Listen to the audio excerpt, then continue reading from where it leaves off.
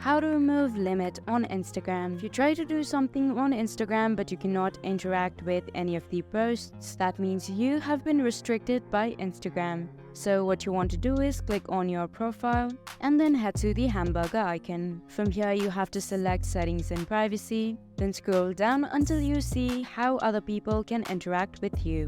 Under this tab, you'll be able to see limited interactions. You want to head here and make sure that you turn it off. That way you'd have removed limits on Instagram. Now what you want to do is head back to settings, then scroll until the very bottom, and under more info and support you'll be able to see help. Right at the top, you want to click on report a problem. This tab will pop up on the bottom of the screen. Now you want to click on report a problem, select include and continue.